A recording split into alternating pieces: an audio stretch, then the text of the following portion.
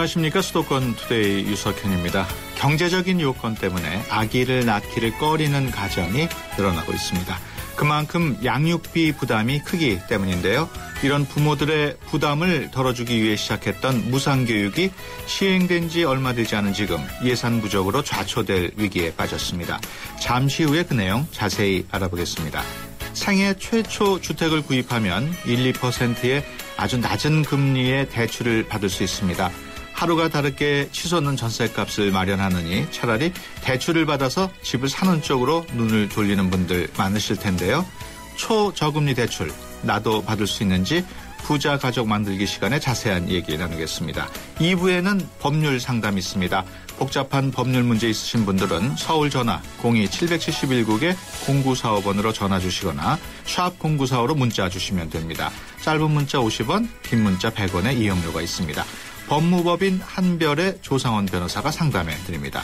수도권 투데이에서는 세종문화회관 미술관에서 진행되고 있는 로버트 카파 100주년 기념 사진전 한 발짝 더 카파처럼 다가서라의 청취자 여러분을 초대합니다. 휴대전화 샵 0945번 50원의 유료 문자로 보내주시면 두 분을 추첨해서 티켓 4장을 드립니다. 여러분의 많은 참여 기다리겠습니다. 9월 3일 화요일 수도권 투데이 시작합니다.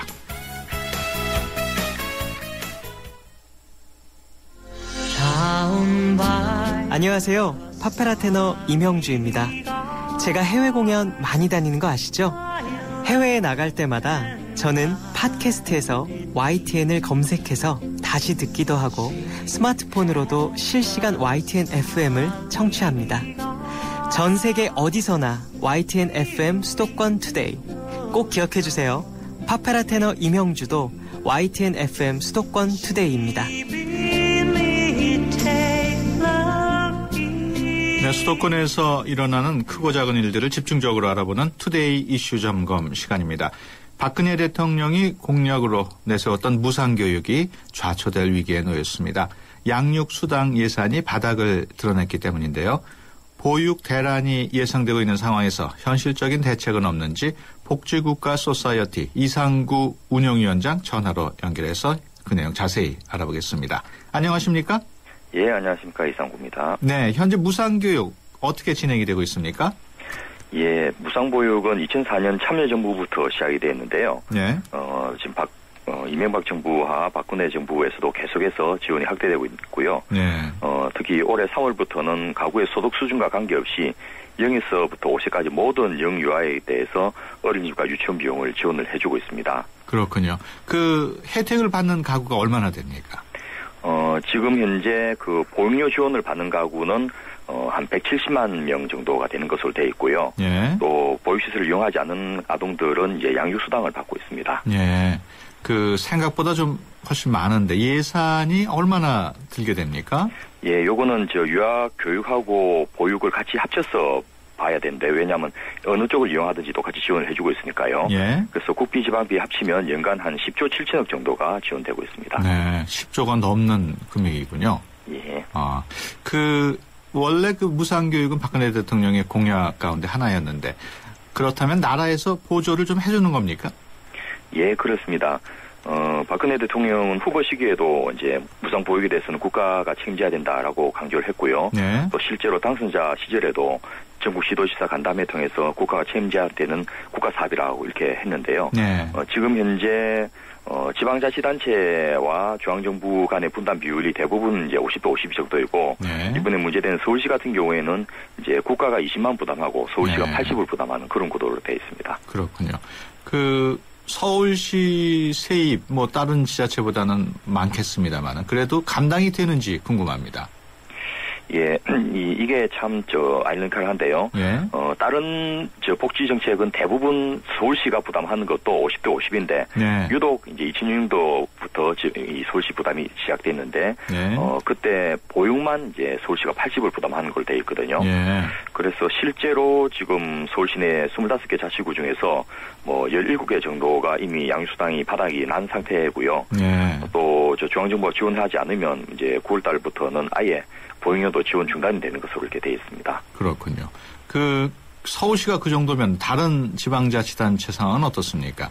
요거는 좀 아이러니컬한데 오히려 다른 지자체는 상황이 좀 낫습니다. 예. 예를 들어서 전라남도나 경북 같은 경우에 예. 일단 태어난 아동이 굉장히 적지 않습니까? 그렇군요. 그래서 연간 지자체 부담이 한 380억에서 420억 정도로 굉장히 적은 부담이고 예. 이제 서울시하고 경기도가 대상 아동이 많은데 예. 대신 경기도는 또 지방자치단체 부담 비율이 50%니까 예. 이 훨씬 좀 부담이 적고 서울시가 이제 태어난 아동도 많은 데다가 또 지자체 부담률이 높기 때문에 실제로 가장 큰 부담이 되는 그런 상황입니다. 그렇군요. 그 양육수당 예산이 거의 지금 바닥이 됐다면은 이달부터 양육수당을 지급할 수 없게 된다는 얘기입니까? 예, 지금 현재로서는 그 특단 대책이 없으면 예. 이제 지급이 중단이 될 것이고 예. 이것에 대해서 원체 그 정치적 부담이 크니까 지금 서울시하고 중앙정부가 서로 네 탓이니 내 탓이니 하면서 핑퐁을 하고 있는데 박원순 시장님께서는 이 보육 지원 중단은 없다 이렇게 공언은 하고 계시지만은 네. 예를 들어서 시장이 죽었다고 해서 예를 들어서 예비비를 쓸 수 있는 것도 아니고요. 네. 이 서울시 의회에서 추경을 승인해 준다든지 기체를 승인해 줘야지 이게 지급이 되니까 그 기간까지 생각한다면 사실은 상황이 만만치 않은 그런 상태이고 정부도 지방자치단체에서 매칭 예산을 확보하기 전에는 예. 지원을 못한다 이렇게 해서 버티고 있는 그런 상황입니다. 그렇다면 지금 양육수당을 지급하기 어려운 게 일단은 지금 서울뿐인가요? 당장은 서울뿐이고요. 예. 이제 시간 좀 더 지나면 다른 지자체들 또 파급이 됐는데 파급이 되어도 아까 보셨듯이 다른 지자체는 광역도에서도 한 300 내지 400억 정도밖에 안 되니까 큰 문제가 아니어서 커버를 할 수 있는데 경기도나 서울시 같은 경우에는 이게 3천억, 4천억 이런 단위가 넘어가니까 상당히 문제가 될 것 같습니다. 그렇군요. 이 당장 이달부터 만약에 양육수당을 지급할 수가 없다면은 서민들의 경우에는 그래도 그게 적지 않은 타격이 될 것 같은데 어떻습니까? 예, 그렇습니다. 양육수당은 이전까지는 소득계층별 차등 지원을 해서 저소득 취약계층만 지원하다가 올 3월부터 소득과 상관없이 아동 연령별로 차등 지원을 하고 있거든요. 그래서 개별 가구당 10만 내지 20만 원 정도가 지원되는데 들어오던 돈이 안 들어오니까 그것도 굉장히 큰 새로운 손실로 느껴질 건데 그보다 더 큰 것은 이 보육비용 지원 중단이 실제로 가셔야 된다면 이거는 영사 같은 게 월 39만 4천 원 또 이세아 같은 경우에도 한 28만 6천 원 이렇게 되니까 이 부담을 학부모가 다 해야 되니까 굉장히 큰 부담이 되어서 굉장히 파장이 클 것으로 예상됩니다. 만약에 예전처럼 가구별 차등 지급을 했다면은 이런 위기가 없었을까요? 어떻습니까? 글쎄요. 가구별 차등 지원을 했으면 위기의 크기는 좀 덜했다 하더라도 어차피 이 문제는 소득 수준별 차등 지원을 하느냐 마느냐의 문제보다도 정치권에서 공약을 저지르면서 예산을 중앙정부에서만 확보해주고 지방정부 예산을 안 했기 때문에 생긴 문제라서 소득별 차등이 있냐 없냐 이런 문제는 아닌 것 같습니다. 그렇습니까? 현재 보건복지부하고 지자체하고 서로 내 탓이다 공방을 하고 있습니다. 그럼 지금 계속 예산은 없어져 가고 있고 지금 대책이 좀 있습니까? 어떻습니까? 앞서 말씀드렸던 대로 복지부는 서울시가 추경을 하면 이제 준비된 예산을 주겠다는 거고요. 작년 국회에서 통과된 예산 중에서 이제 한 1,300억 정도 남아 있으니까 이것을 지급하겠다는 건데 실제로 복지부가 1,400을 지원해도 나머지 이제 2,355억 원 정도를 서울시가 마련해야 되는 상태이고요. 또 이것을 마련해도 내년에 또 이 문제가 생긴다는 거죠. 그래서 근본적인 대책을 좀 이제는 강구를 해야 될 그런 시점까지 다다른 게 아닌가 싶습니다. 그렇군요. 보육료 지급이 9월쯤부터는 불가능할 거다 이런 예측은 지난 5월부터 예측이 나온 것으로 알고 있습니다. 이처럼 예견이 됐던 사태인데 왜 아직까지 대책을 마련하지 못했는지 이해가 안 되거든요. 무슨 사정이 있었습니까? 예견이 되었을 뿐 아니라 작년에도 발생했다가 올해 또 재발을 한 거거든요. 그러니까 해마다 되풀이 되고 있는데 이런 게 문제가 되니까 지난 19대 국회가 출범하자마자 5월 달에 영유아 보육법을 개정해서 중앙정부 부담 비율을 현행 50%인 곳은 70% 높이고 서울시 같은 경우에는 20%에서 40% 높여주는 이런 법안을 합의해서 통과를 시켰습니다. 그런데 이 법안이 아직도 9개월째 법사위에 계류되고 있는 상태입니다. 그렇군요. 법사위에서는 이제 누가 반대하냐 봤더니 결국 기재부가 이제 그동안 지방자치단체에 대한 보조금은 그 보조금 관리법에 따라서 장관령으로 이것을 조정하고 있는데 만일 영유아 보육법 같이 개별 법안에 그 중앙정부의 보조금 지원율이 딱 명기가 되어버리면 감당할 수 없도록 이게 예산이 커지는 이런 사태가 생길까봐 또 자기의 권한이 줄어들까봐 이것을 계속해서 지금 거부를 하고 있는 상태에서 아직도 통과가 안 되고 있습니다. 그렇군요. 한마디로 문제는 이제 예산이 문제인데 지금과 같은 상황이라면 무상보육 자체가 아예 없어질 수도 있는 거 아닌가 하는 우려가 되고 있습니다. 이런 과연 문제를 해결하기 위해서는 어떤 대책이 마련돼야 할까요? 예, 방금 말씀하신 대로 보수 신문들은 자체에 아예 그 보편적 복지 시리즈를 전체를 다 없애버리자. 경기도도 지금 무상급식을 철회하겠다라고 해서 이미 논란이 다시 벌어졌지 않습니까? 예, 그런 게 나오는데 어쨌든 지난 국회의원 총선이나 대통령 선거에서 모든 국민들이 적어도 보편적 보육 정도는 무상 보육 정도는 다 동의를 한 거기 때문에 이것은 시행이 돼야 될 것 같고요. 단기적으로는 우선 복지부가 학점의 예산을 지원하고 그거는 법에 이미 통과를 시킨 거니까요. 또 서울시도 필요하면 추경을 해서라도 서울시 부담금을 마련해서 올해를 넘기는 것이 중요할 것 같고요. 근본적으로는 이제 이미 합의된 영유아 보육법을 빨리 통과시켜서 내년부터는 이런 사태가 재발되지 않도록 근본적인 대책을 세우는 것이 관건이 될 것 같습니다. 그렇군요. 네, 지금까지 복지국가 소사이어티 이상구 운영위원장이었습니다. 오늘 말씀 고맙습니다. 예, 감사합니다.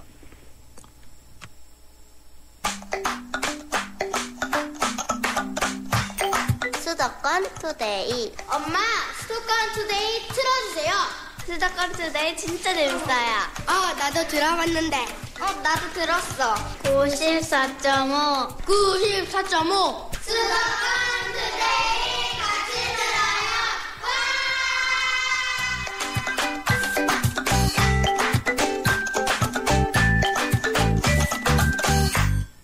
네, 이번 시간은 부자가족 만들기 시간입니다. 재무와 주식, 세무, 부동산, 상속 등 청취자 여러분들의 사연을 토대로 전문가와 상담해봅니다. 상담 원하시는 분은 샵 0945로 문자 보내주시거나 02-770-19에 0945번으로 전화 주셔서 사연과 연락처 남겨주시면 됩니다. 짧은 문자 50원, 긴 문자 100원의 유료 비용 있습니다. 자, 그러면 재무 설계 전문가이신 키움 에셋 플래너 김영돈 광화문 지점장 모셨습니다. 안녕하십니까? 네, 안녕하십니까? 네, 첫 번째 질문인데요. 이번에 발표된 부동산 대책을 활용해서 내 집 마련에 도전해 볼까 고민 중입니다. 생애 최초 자격 요건에만 해당이 된다면 1~2%대의 저렴한 대출이 가능하다고 하는데 다른 조건은 필요가 없는지요? 그리고 사고 싶은 집값의 50% 이상을 대출받아야 하는데 수익 공유형 그리고 손익 공유형 가운데 어떤 방식의 대출을 노리는 게 좋을까요? 이런 질문이 들어와 있습니다. 지난달 정부가 전월세 안정화 대책으로 부동산 정책이 발표되면서 낮은 금리로 집 마련을 계획하신 분들이 많을 텐데 이게 아무나 다 대출 자격이 있는 건 아니겠죠? 네, 그렇습니다. 지금 말씀하신 것처럼 그 전세 수요를 좀 매매 수요로 적극적으로 유도하기로 한 828 대책이 지난달에 발표됐는데요. 이번 대책의 가장 핵심은 1에서 2%대의 저금리 수익 공유형 또 손익 공유형 모기지를 공급함으로써요. 그 생애 최초 주택 구입자를 지원할 예정이라는 점입니다. 그 문의 주신 것처럼 자격 요건은 부부 합산 연소득이 7천만 원 이하인 생애 최초 주택 구입자여야 하고요. 전용 면적은 85제곱미터 이하여야 하고 또 6억 이하인 기존 주택과 미분양 주택이 대상입니다. 이런 생애 최초 주택 구입자를 대상으로 다음 달 3천 가구를 시범 사업으로 추진할 계획이고요. 내년부터는 좀 전반적으로 크게 확대할 예정이라고 합니다. 네. 지금 그 수익 공유형 또 손익 공유형 이런 말씀을 하셨는데 이게 어떤 내용인지 모르시는 청취자분들이 많으실 텐데 좀 설명을 해 주시죠. 네, 우선 수익 공유형 모기지는요. 주택기금에서 가구당 2억 원 한도로 집값의 최대 70%까지 연 1.5%의 초저금리로 20년간 대출이 가능합니다. 나중에 주택을 팔거나 또는 만기가 됐을 경우에요. 매매 차익이 발생하면 연간 한 5% 정도 한도로 이 이익의 일부를 대신 주택기금과 공유하는 방식의 대출입니다. 일단 처음에는 1.5%의 이자만 받지만 집값이 오르면은 추가로 이자를 더 받는 셈이죠. 그렇군요. 이 대출은 1에서 3년 거치 후 원리금 균등 상환 방식으로 갚아야만 합니다. 네. 반면에 손익 공유형 모기지는요. 주택기금에서 집값의 최대 40%까지 지분 성격의 모기지를 지원하고요. 네. 주택 구입자와 기금이 주택의 매매 차익뿐만 아니라 매매 손실도 공유하는 방식입니다. 네. 기금이 지분을 투자한 것이기 때문에요. 손익 공유형은 중간에 원금 상환에 대한 부담은 없고요. 만기 일시 상환 방식으로 갚으면 됩니다. 네. 대신에 주택 구입자는 그 기금의 지분만큼은 임대료를 내야만 하는데요. 임대료는 초기 5년간은 1%, 6년 차부터는 2%입니다. 네. 그렇다면 앞서 문의 주신 분의 경우에는 수익 공유형 또는 손익 공유형 가운데 어느 것을 선택하는 게 유리할까요? 우선 그 손익 공유형의 경우에는요. 집값의 40%까지가 대출 한도입니다. 네. 때문에 어느 정도 그 내 집 마련을 위해서 목돈이 마련된 무주택자가 대상이라고 볼 수 있고요. 네. 반면에 수익 공유형의 경우에는 집값의 한 70%까지 대출이 가능하기 때문에 내 집 마련을 위한 목돈 마련이 부족한 그런 분들이 대상이라고 볼 수 있겠습니다. 네. 집값이 상승할 것으로 예상되는 지역의 경우에는 상당히 유리할 수 있는 반면에요. 3년차 이후부터는 원리금을 동시에 상환해야 되기 때문에 향후의 가정 경제 흐름을 좀 현금 흐름을 꼼꼼히 따져봐야만 합니다. 그렇군요. 예, 문의 주신 분의 경우에는 현재로서는 주택 구입을 위한 그 재원 마련이 50% 미만이기 때문에요. 네. 원리금 상환에 부담이 좀 있더라도 수익 공유형을 지금 선택하셔야 될 상황으로 보여집니다. 네. 그 연내 3천 가구 우선 시행한다고 아까 말씀을 하셨는데 그 낮은 금리라는 장점 때문에 경쟁이 아주 치열할 것 같습니다. 문의 주신 분처럼 만약에 이런 관심 있으신 분들 어떤 준비를 해야 될까요? 네, 이번 대출은 국민주택기금이 수익과 손익을 나누는 형태이기 때문에요. 네. 새로운 심사 요건이 좀 있을 예정인데 그 중에 하나가 바로 주택의 적격성 여부입니다. 지금 굉장히 낮은 금리로 대출을 해주기 때문에 나중에 만약에 집값이 오르지 않으면은 정부는 뭐 무조건 손해를 보게 되는 구조죠. 네. 따라서 정부는 그 사전에 주택을 꼼꼼하게 분석해서 앞으로 집값이 오르거나 아니면은 뭐 크게 떨어지지 않을 것으로 예상되는 주택을 중심으로 대출을 이렇게 선정할 계획이라고 합니다. 10월 초부터 선착순으로 대출 심사가 이루어질 예정이기 때문에요. 지금 문의 주신 분의 경우에는 지금부터 미리미리 좀 사고자 하는 주택을 분석하시고요. 선택해 놓는 것이 필요하겠습니다. 기왕이면 좀 역세권이고 또 뭐 개발 호재도 있고요. 학군이 좋은 곳에 주택이 아무래도 선정될 가능성이 더 높겠죠. 네. 집값이 좀 오를 만한 데를 신청을 해야 된다. 그런 말씀이네요. 네, 그렇습니다. 이번 정책을 활용해서 집을 사려는 분들이 적지 않을 텐데 우선적으로 고려해야 할 부분에 대해서 좀 도움 말씀을 주시죠. 네, 이번에 그 저금리 모기지로 전월세 난이 어느 정도 해소됐으면 하는 바람이긴 하는데요. 네. 이번 정책도 공급량을 늘리는 것이 아니라 가계 대출에 의존하는 방향이라 아쉬움이 좀 남습니다. 네. 정책과 금리가 좀 아무리 유리하다고 해도요. 우선적으로 고려돼야 되는 것은 가계 재무 비율입니다. 네. 총 자산과 대비해서 거주주택 마련을 위한 부채 비중은 한 30% 이하로 유지하시고요. 예. 또한 총 소득과 대비해서 거주주택 마련을 위한 부채 상환액은 월 20% 이하인 경우가 건강한 비율이라고 볼 수 있습니다. 네. 과거처럼 부동산 경기가 좋을 때는 상환 도중에 이익을 실현하고 처분하는 것이 비교적 쉬웠기 때문에요. 네. 과도한 대출도 견딜만 했는데 최근에는 집을 내놔도 팔리지 않는 경우가 많기 때문에 잉여자금 전액을 대출 상환으로 사용하게 되면은 유동성 위기가 올 가능성이 매우 높습니다. 네.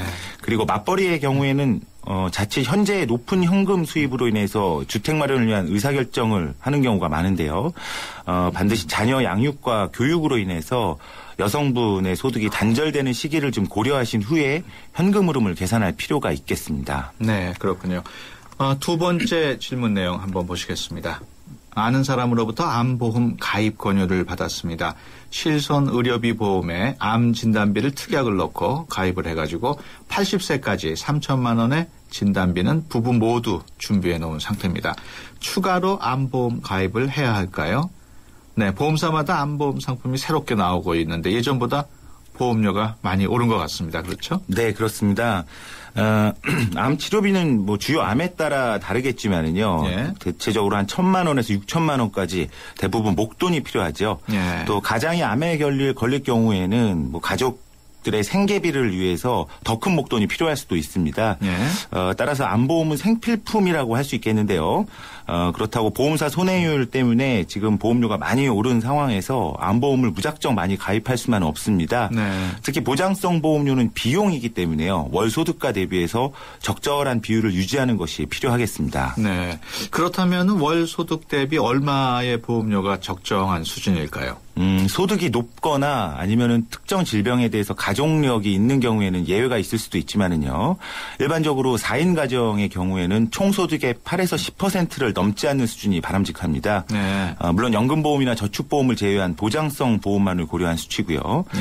문의 주신 분처럼 그 보험은 보통 가입 권유를 받고 선택하는 상품이죠. 네. 따라서 불필요한 보험에 중복 가입하는 경우가 많은데요. 보험은 한 번 가입하면 장기간 유지해야 하는 것이 특징이기 때문에 가입 전에 충분하게 좀 고민해 보신 후에 결정을 내리는 것이 좋겠습니다. 네. 그 문의 주신 분처럼 암에 걸렸을 경우에 실손 의료비와 진단비를 중복으로 보장받을 수는 있는 겁니까? 네, 그렇습니다. 지금 문의 주신 분의 경우에는 실손 의료비로 그 암 치료를 위해서 지출한 실제 병원비를 가입 한도 내에서 모두 보장받으실 수 있고요. 또 따로 가입하신 그 3천만 원의 정액 진단 자금은 또 따로 지급 받으실 수가 있는 상황입니다. 네. 크게 부족한 상황은 아니기 때문에요. 지금 가족력하고 또 생활 습관을 좀 고려하신 다음에 주수입원의 위험이 집중되는 시기에 맞춰서 저렴한 좀 갱신형 진단 자금을 보완하면 될 것으로 보여집니다. 네. 그 암에 대한 위험을 무조건 보험으로만 이전하면은 앞서 말씀드린 것처럼 보험료만 올라가게 되겠죠. 네. 따라서 이보다 앞서서 좀 암의 원인이라고 할 수 있는 스트레스를 좀 적절히 해소하시고요. 네. 식습관을 개선해서 암으로부터의 위험을 축소해 나가시는 것이 현명한 방법으로 좀 보여집니다. 네. 근데 그런 게 쉽지가 않더라고요. 네. 요즘엔. 네, 지금까지 키움 SF 플래너 김영돈 광화문 지점장이었습니다. 오늘 말씀 고맙습니다. 네, 고맙습니다. 네. 시대와 장소, 남녀노소, 나이에 관계없이 모두의 감각을 깨우는 가치가 있다면 그것은 바로 아름다움, 미, 뷰티입니다. 경기도가 2013 대한민국 뷰티 박람회로 오는 9월 10일부터 15일까지 일산 킨텍스에서 여러분을 찾아갑니다. 새롭게 태어나는 뷰티의 가치라는 주제로 화장품, 헤어, 에스테틱, 네일, 스파, 성형 등 국내 최대 규모의 뷰티 산업 종합 박람회로서 뷰티 비즈니스의 원스톱 솔루션을 제공합니다. 당신을 위한, 당신에 의한 뷰티, K-뷰티의 새로운 가치를 발견하는 대한민국 뷰티 박람회에 여러분을 초대합니다. 검색창에 뷰티 박람회. 2013 YTN 연중기획 화합과 소통 함께 가는 대한민국. 배우 윤유선 씨입니다.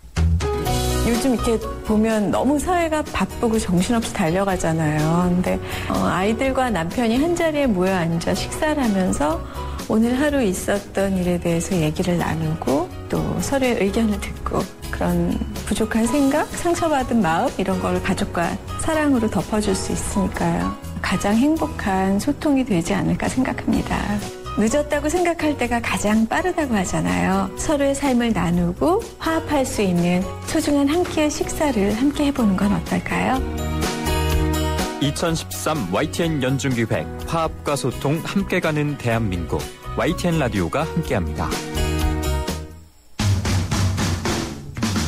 어제보다 더 아름답고 힘찬 오늘을 살아봐요. 그때와 함께 지금 열어가는 수도권 투데이.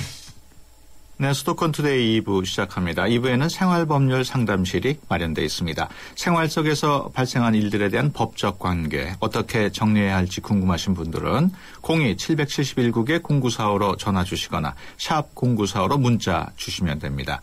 짧은 문자 50원, 긴 문자 100원의 이용료 있습니다.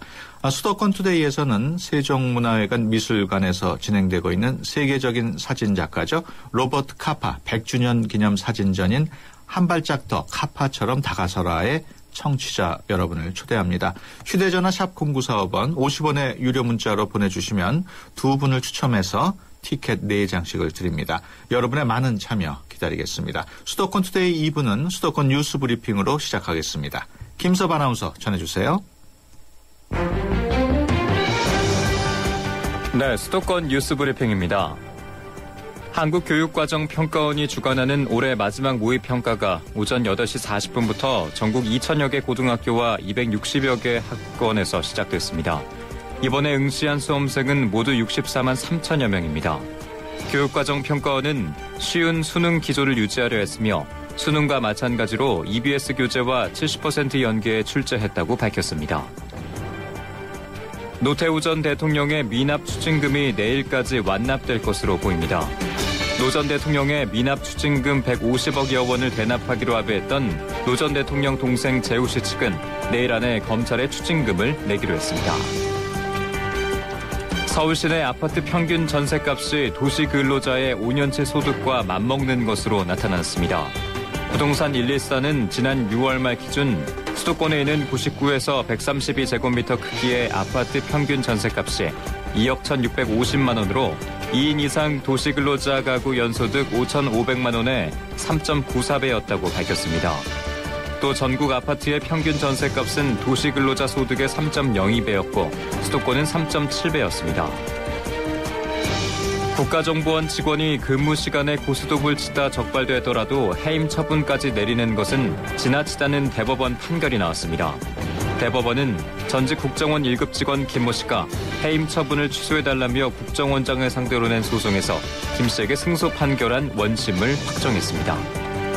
지금까지 수도권 뉴스 브리핑이었습니다.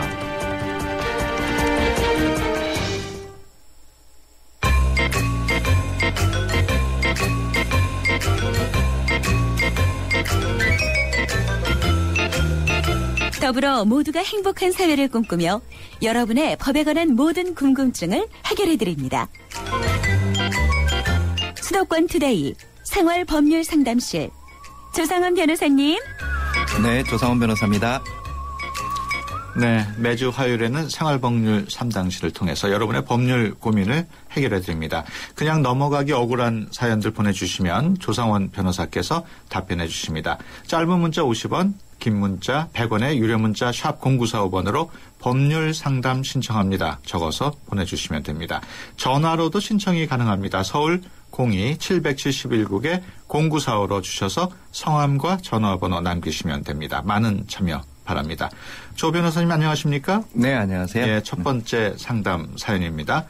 운전 중에 무단 횡단자를 치었습니다. 편도 2차로 양쪽 4차로 도로에서 무단 횡단하던 사람이었습니다. 보행자는 음주를 한 상태였고요. 혹시 몰라서 연락처를 교환했습니다.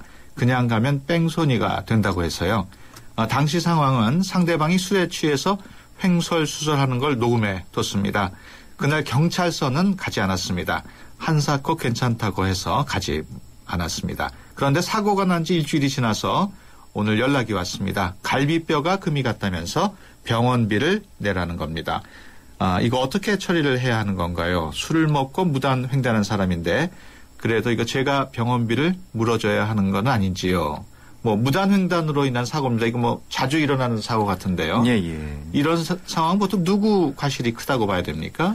예, 그 과실 비율에 있어서는 좀 여러 가지를 판단을 해 봐야 됩니다. 예. 일단 그 보행자 입장에서는 횡단보도가 아닌 곳에서 음주를 한 상황에서 무단 횡단을 했다면 사실 보행자 측의 과실도 상당 부분 인정될 수가 있겠고요. 예.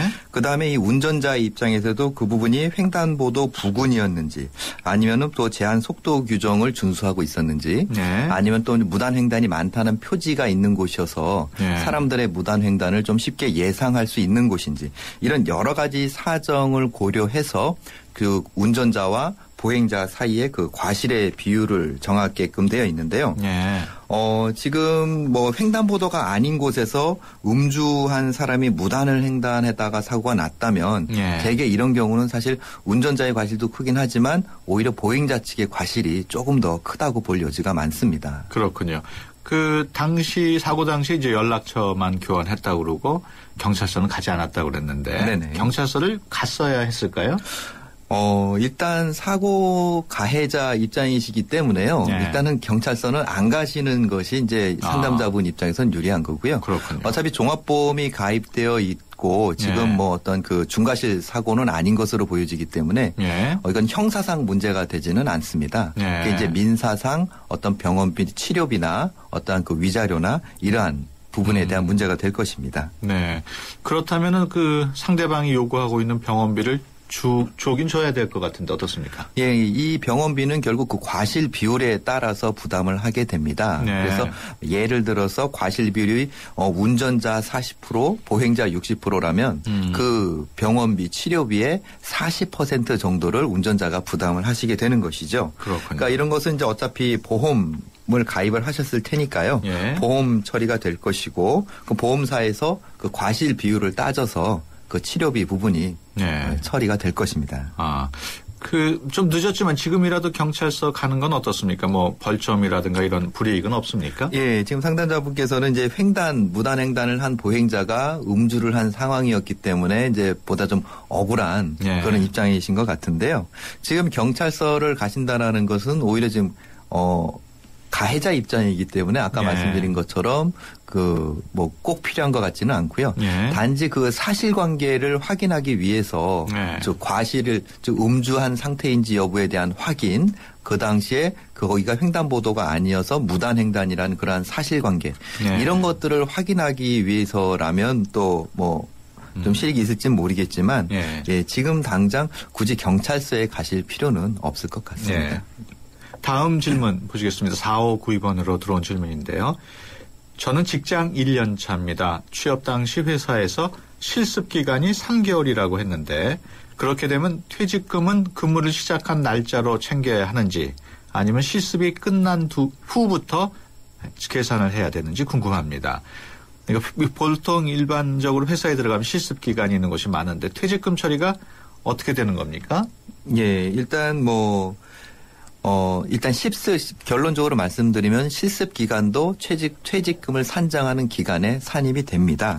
포함이 되는군요. 예, 그러니까는 뭐 실습 기간 또는 휴직 기간이라 하더라도 예. 어떤 또 직업의 종류나 이런 것과 관계없이 임금을 목적으로 사업이나 사업장에서 근로를 제공을 하게 되면 예. 근로자 취급을 받으시게 되는 거고 그 기간 동안은 전부 산입을 해서 퇴직금 산정을 하실 수가 있습니다. 예. 이러한 퇴직금이라는 것은 이제 근로기간이 1년을 넘게 됐을 경우에 예. 그 1년 기간에 대해서 최소 30일분의 평균 임금을 지급하는 것이기 때문에요. 예. 네, 실습 기간도 당연히 포함이 돼서 퇴직금을 받으실 수가 있습니다. 네. 보통 실습이 끝나면 월급이 일반적으로 오르는데 퇴직금 산정은 그러면 어떻게 되는 겁니까? 예, 퇴직금 산정은 입사를 한 초기 급여가 네. 가지고 하는 것이 아니라요. 네. 퇴직을 하게 됐을 경우에 그 퇴직한 때로부터 최근 3개월간의 평균 임금을 가지고 산정을 합니다. 네. 그렇기 때문에 오래 근무하셔서 퇴직 당시에 그 급여가 많이 오르게 되면 그만큼 퇴직금도 늘어나게 되는 것이죠. 예, 그렇군요.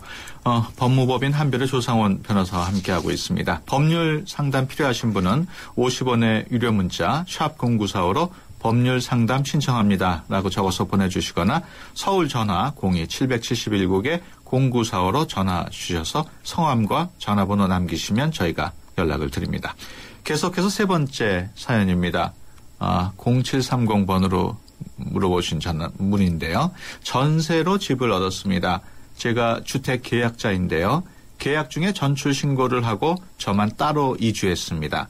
집에는 세대원으로 되어 있는 어머니께서 그대로 살고 계시고요. 그럼 확정일자는 아직 유효한 걸로 봐도 되나요?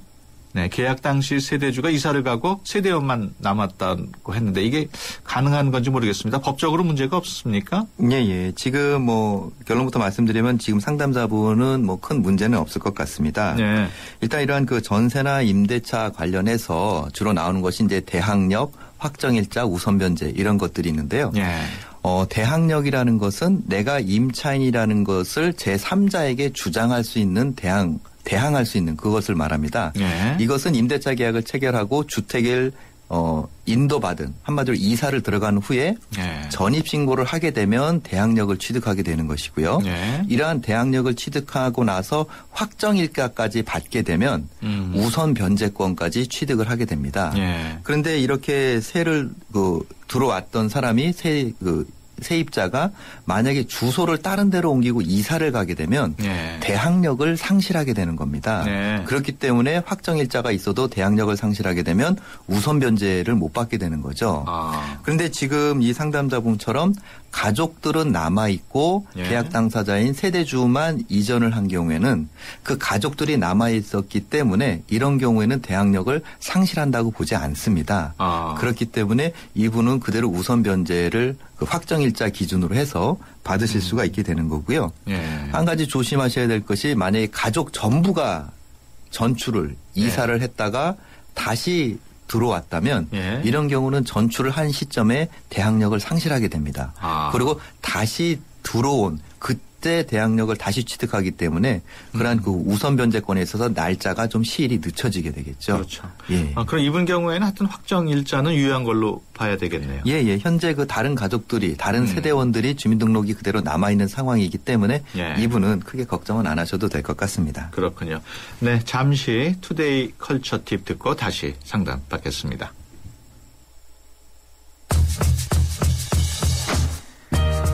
20세기 그리고 21세기 일본 현대문학을 대표하는 작가 무라카마 하루키의 출세작 노르웨이의 숲이 세계 문학전집으로 다시 출간됩니다. 국내에서는 상실의 시대라는 제목으로 익숙한 노르웨이의 숲. 현대인의 고독과 청춘의 방황을 이른바 하루키 스타일로 잘 그려내서 세계적인 작가 반열에 올려놓은 대표작인데요. 국내에서도 1989년 처음 출간된 이래 지금까지 약 150만 부 넘게 판매된 스테디셀러입니다.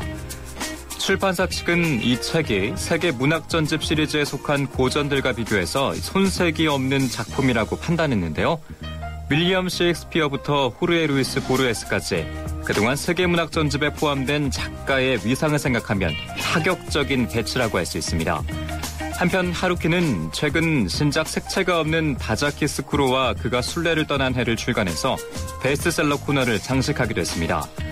독서의 계절 가을, 이 서점을 찾아서 거장의 옛 걸작과 신작을 비교해보는 건 어떨까 싶습니다. 투데이 컬처 TV였습니다.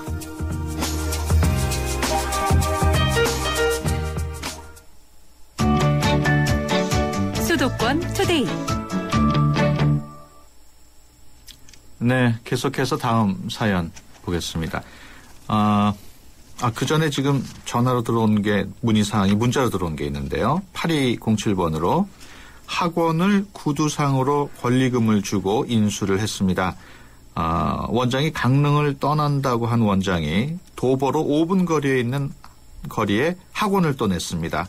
어떻게 해야 하면 좋을까요?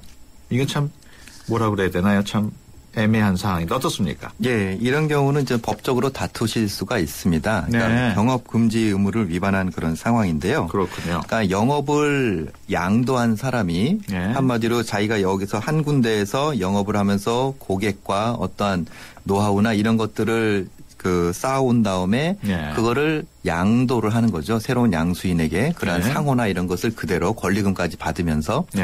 근데 그래놓고 바로 옆에 똑같은 동종 영업을 다시 열어버리게 되면 사실 이 사람을 온 고객들이 예전으로 가지 않고 이쪽으로 다 몰릴 수밖에 없는 거거든요. 이것은 그러한 그 신뢰를 믿고 양수를 한 양수인에 대한 어떠한 그 계약 위반 행위가 되는 것입니다. 이런 경업금지 위반 행위에 대해서는 그 옆에 그 가게를 연 부분에 대해서는 영업금지 가처분 그것과 함께 민사상 손해배상 청구도 함께 하실 수가 있습니다. 그렇군요. 계속해서 다음 사연 알아보겠습니다. 전화 지금 연결이 돼 있다고 그러네요. 여보세요. 여보세요. 궁금하신 점이 있으신 모양이죠? 질문해 주시죠. 3년 전에 저희가 신혼부부로 장기전세주택 시프트에 입주해서 살고 있는데요. 네네. 근데 그때 당시에 이제 확정일자를 받지는 않았는데 이제 와서 이제 보니까 이제 확정일자를 받은 사람도 있고 안 받은 사람도 있고 뭐 여러 가지더라고요. 그래서 이것도 혹시 서울시에서 하는 그 시프트라 저는 당연히 안 받아도 될지 생각을 했는데 예. 이게 지금이라도 받아야 되는지 아니면 안 받으면 나중에 뭐 불이익이 있나 이렇게 좀 궁금해서 전화드렸습니다. 예. 일단 뭐 크게 걱정은 하지 않으셔도 되고요.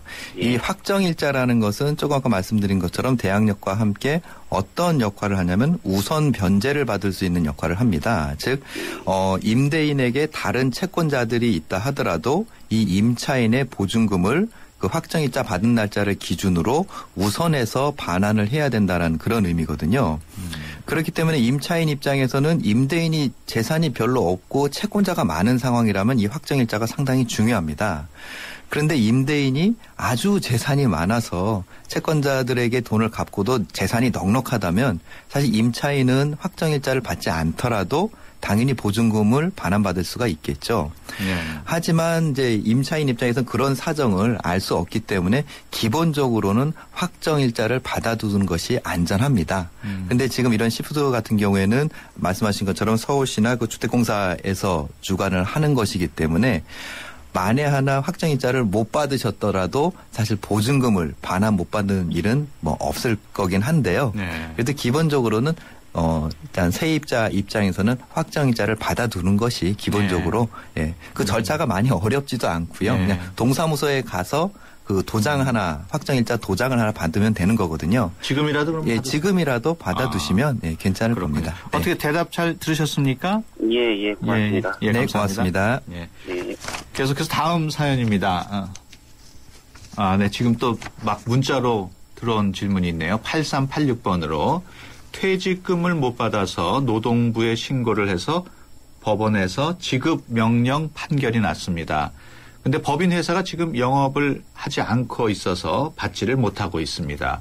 민사소송으로 받을 수 있을까요? 뭐 이런 내용입니다. 퇴직금을 못 받아서 노동부에 신고를 해서 법원에서 지급 명령 판결이 났는데 그 회사가 지금 영업을 안 하고 있다는 내용입니다. 그러니까 지금 명령 판결을 받았다면 이미 이제 민사소송 절차를 밟으신 거고요. 예. 그다음에 이제 집행의 문제만 남은 것 같은데 보통 퇴직금을 지급을 하지 않게 되면 사실 그 법인의 대표이사가 함께 형사 고발이 됩니다. 그렇기 때문에 사실 그 대표이사 개인이 그런 형사 고발 때문에 이 퇴직금을 지급을 하는 경우가 대부분인데요. 지금 보면은 법인뿐만 아니라 그 대표이사 개인도 아마 좀 경제적인 사정이 좀 어려워서 지급을 못 받으신 것 같은데 지금 뭐 안타깝게도 상담자분께서 하실 수 있는 법적 절차는 다 밟으신 겁니다. 일단 노동청에 고발하셨고 그다음에 법원을 통해서 민사 판결까지 받으신 거고 이제는 그 법인이나 대표이사에게 어떤 좀 재산이 생기기를 바라는 수밖에 없으실 것 같은데. 조금 안타깝네요. 지금 말씀하시는 도중에 또 1629번으로 또 들어왔는데 먼저 직장에서 1년 정도 급여를 받지 못했습니다. 노동부에 신고했는데 사업주가 출석도 안 하고 계속 월급도 주지 않고 있습니다. 사업주가 안 주면 받을 수 없는 건가요? 뭐 이런 질문이 들어와 있습니다. 네, 뭐 방금 말씀드린 것처럼 이분은 당연히 받으실 권리가 있으신 거고요. 지금 방금 한 것처럼 노동청에 고발하게 되면 그 대표이사도 당연하게 이제 형사 고발 조치가 됩니다. 그리고 그 회사가 지금 법인이라면 그 법인 상대로 민사 소송도 하실 수가 있고요. 그렇구나. 그러면 부당 노동에 해당된다고도 볼 수 있습니까? 어떻습니까? 뭐 급여를 안 주는 것이 어떤 그 부당 고용행위라고 보기는 어렵고요. 그건 이제 민사상 채권 채무 관계를 이행하지 않은 것이기 때문에요.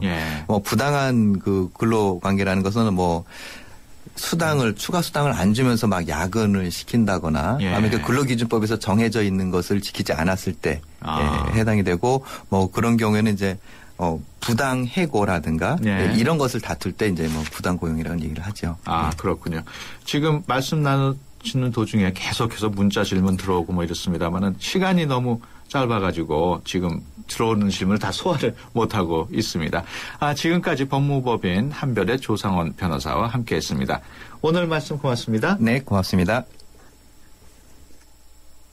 튼튼한 타이어 들어간 금호 타이어 금호 튼튼한 타이어 들어간 금호 타이어 금호 언제나 오래오래 들어간 금호 타이어 튼튼한 트럭 타이어 금호 타이어. 매장에서 신제품 RA50을 찾으세요. 소녀시대 서연이에요. 자도 피곤하다는 우리 아빠. 어떤 침대로 바꿔드리죠? 과학에게 물어봐. 굳잠을 자야 아침이 쌩쌩해지지. 침대는 가구가 아냐. 침대 과학 에이스 침대. 아빠 해봐 굿잠. 완전히 새롭게 뉴 코란도시 탄생. 빌딩 숲속을 달려도 깊은 산속을 달리는 것처럼 짜릿한 기분. 더 즐거워진 코란도시에 오르면 당신의 출근길도 더 즐거워진다. 새로운 코란도시에겐 도시도 아웃도어다. Urban Adventure New 코란도시.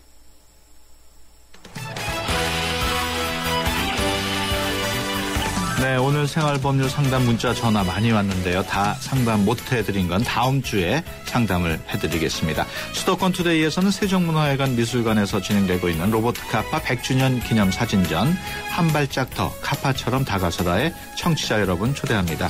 휴대전화 샵 0945번 50원의 유료 문자로 보내주시면 두 분을 추첨해서 티켓 4장을 드립니다. 여러분의 많은 참여 기다리겠습니다. 수도권 투데이 오늘 순서는 여기까지고요. 내일 오전 9시 10분에 다시 찾아뵙겠습니다. 지금까지 프로듀서 박준범, 기술감독 김동철, 구성작가 최유미, 진행의 유석현이었습니다. 함께해 주신 여러분 고맙습니다.